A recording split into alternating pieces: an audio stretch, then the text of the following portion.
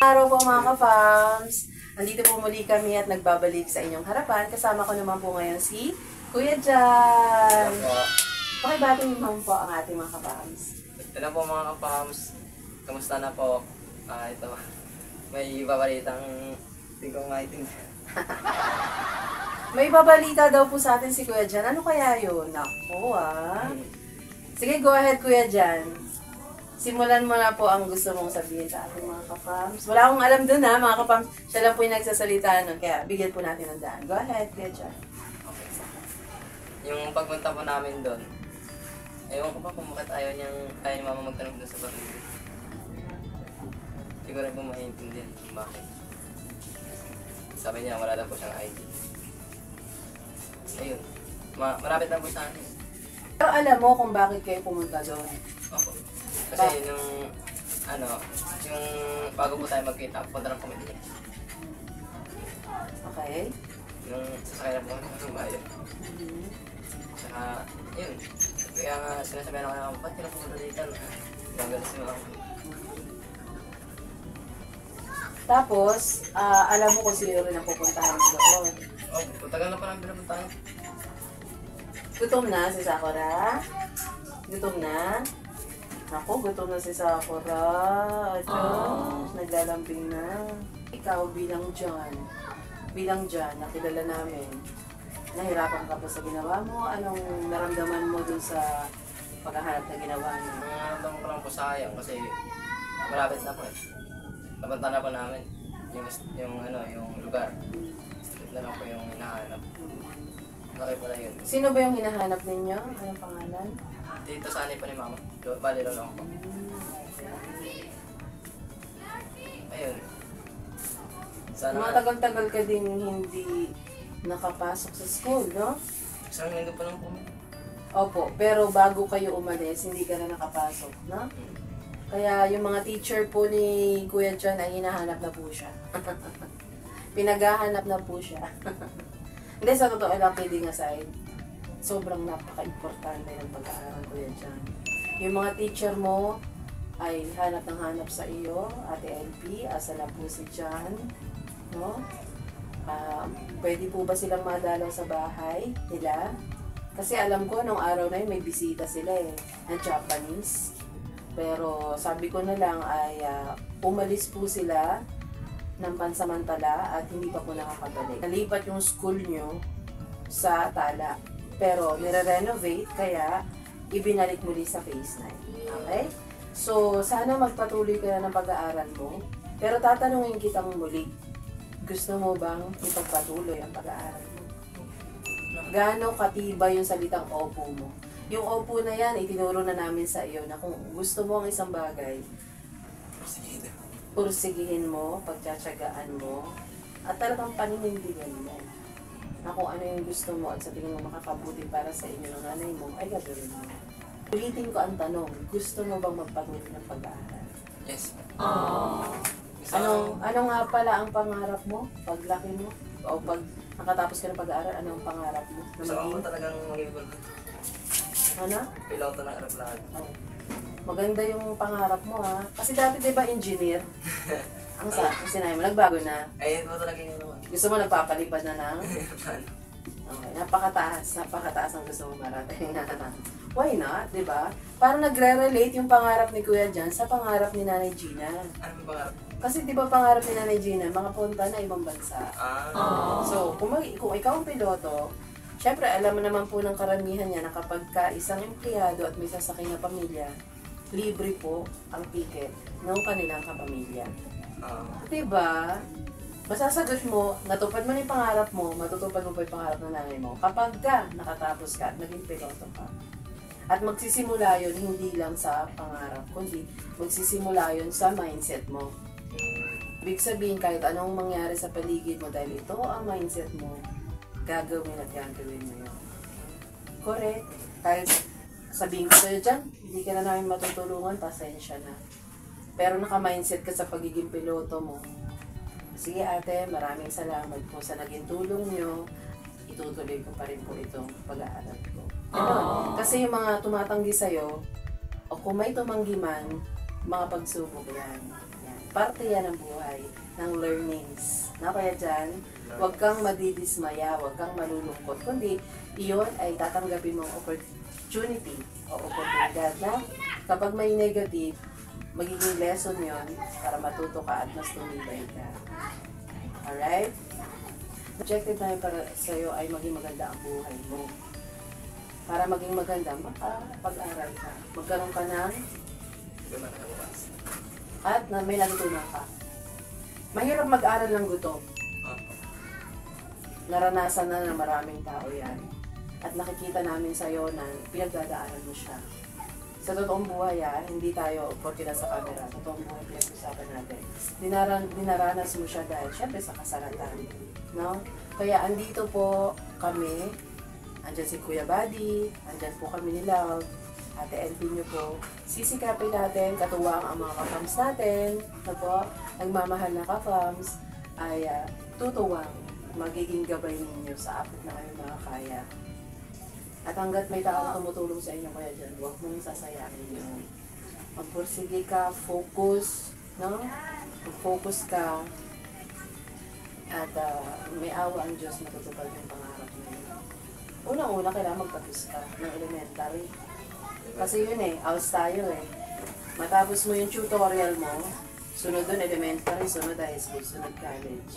Kung nag-college ka na, tapos ka na pag-aaral. Pag-aaral naman ng ano? Yes. Step by step.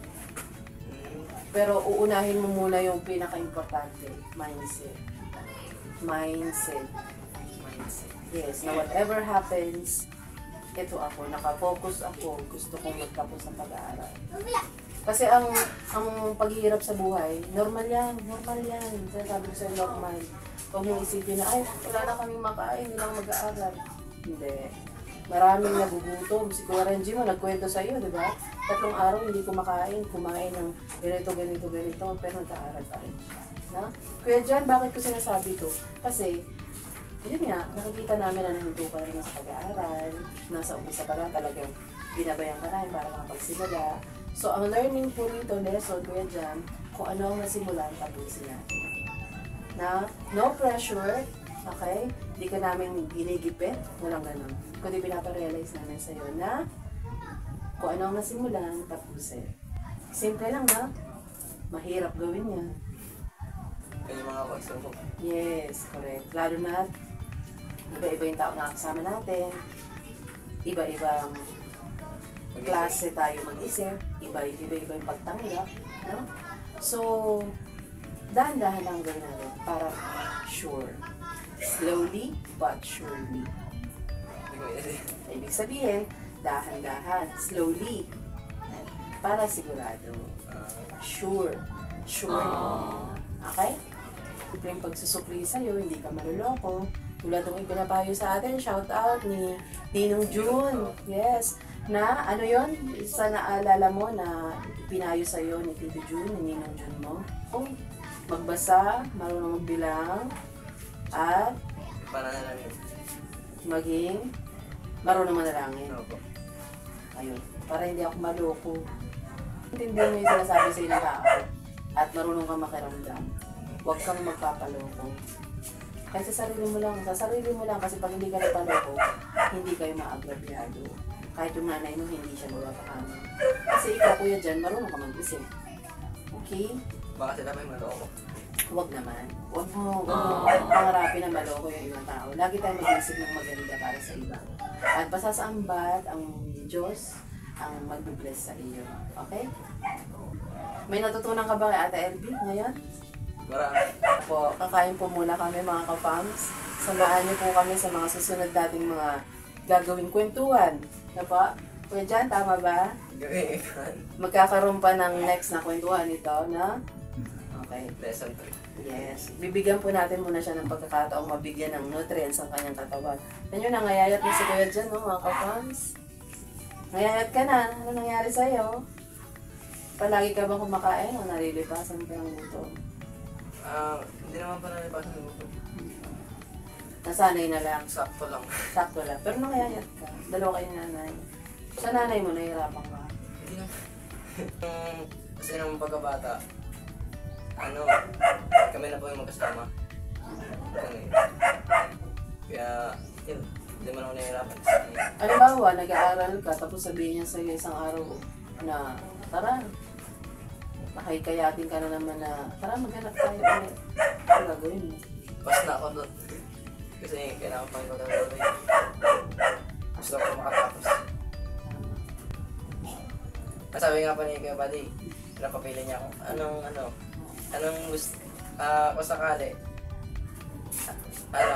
dito ka sa akin, mag-aaral ka, dalaw-dalawin natin yung mama mo, tapos, kasama mo mama mo, hindi na mag-aaral. Totoo yun. Ang sagot ko nga po doon, kasama na po kay mama, lumunod mo ako. Hindi ko masabing mali. Tama naman na sumama ka talaga sa mama mo. Pero sana walang masasakripisyo. Kasi ang goal natin ngayon is makapag-aral ka. Kasi pwede ka namang sumama sa nanay mo sa mga susunod na pagkakataon. Pero uunahin mo yung pag-aaral. Ganun lang. Lahat mahalaga, pero meron tayong pina-priority. Hindi mo siya kayang ipagsabay. Kasama ako kay nanay, mag-aaral ako. Hindi kaya. So, sa pagkakataon, sa albawa lang, simplihan natin. Sa oras na alauna, ano ang kaya mong gawin? Mag-aral o sumama sa mga mo? Aral po kasi, pwede naman ako balikan mama. Kung bigyan mo ng pagkakataon yung sarili mo. Mahalin mo yung sarili mo. sabihin ko sa sarili ko, gusto ko to. Gusto mo to at mahal ko yung sarili ko. Dahil kung mahal ko ang sarili ko, kaya ko magmahal ng iba. Kaya kong magbigay ng pagmamahal sa iba. Sino-sino yung ibang yon? Mama, kaibigan. Ay, may dumaan. Hello, Nay! Okay? Lahat kami, nilulook forward namin, nilulook up namin na makakapagtapos ka. At tulad na sinabi namin sa ni Kuya Renji, pag nag-graduate ka, pupunta kami, sasama kami sa iyo. At papalakpa kami sa iyo na, congratulations dyan, congratulations. Gusto mo ba yun? Opo. Diba? Masaya po. Kailangan matutuloy, hindi lang sa masaya, kundi nakaka-proud. At ito, marami na akong kaalaman sa pag-iisip ko, na mababa ako kahit saan. Diba? Hindi na ako magugutom. Bakit hindi ka magugutom? Kasi once na nagtapos ka, makakapagtrabaho ka na maayos. Pwede ka rin magdegosyo. Alam mo ba na ngayon sa estado mo, nung nagtinda tayo ng paminta, na-appreciate ko yung ugali mo na porsigido ka, kahit wala si mama mo noon, so pumunta tayo ng palengke para mamili ng mga materials, di ba? Nakita namin ako personally, pero sa kuya mo rin, sila, nakita namin yung sipag mo. Nakita namin yung sipag mo, alam mo yun, yung porsigido, gano'n. Sipag mo nakita namin. Paano kung nakapagtapos ka pa? Ano pang meron? Di ba? Wala na. Hindi, ibig sabihin, mas masipag ka pa, matalino ka pa, marami kang alam. Tsaka pag nakapagtapos po ako ng mag-aaral, pag nagtrabaho po ako, yung pag-aaral ko naman po is sa piloto naman. Correct. Muli, batiin mo yung mga kapams natin, sa dami na nag-aalala, pati kausapin mo mga kapams natin. Hello po mga Dami kapams. nag-aalala sa ating mga kapams. Mga kapams natin, mga kabady natin. Go ahead. Ayun. Hindi naman po gaanong kagandahan yung naging namin biyahe. Yun. Ang masahe ko naman po, kung wala man po kami naging signal doon, medyo nahihirapan din po no, na makatulog sa kalsada. Kasi wala akong manat na tubig. Hirap din po sa pakikisama doon. Kaya, yun. Yung mga kapams na nag-aalala, okay naman po kami. Wala naman po nangyaring masama. Dito nakabalik po kami ng maayos. Thank you po sa lahat ng mga nag-aalala. Stay tuned po kayo sa mga iba pa po natin magiging kwentuhan with Nanay Gina and Kuya John. Yay! Salamat po. Walang naman. Anytime. Tara, kain na tayo. Let's pray po. Tama. Let's pray, let's pray. Manalangin tayo na. Diloon. Amen. Ayun. Kain na po. Happy birthday to Walang nagkabati po tuloy. you. Oh, happy birthday. Sa anak mo na na panganay. Oo nga. Ikaw yun, si Domingo pangalan. Okay, kain na. Kuha na kayo dyan. Kain po tayo mga kapas. Kain po. Kain po. Sa, ano namin salo-salo. Kain po tayo. May gulay at karne po kami. Kain po, kain. Sige po. Kanin ba? Kuya dyan. Ipit ka na po. Ay, sige kuya. Salamat po. Welcome po.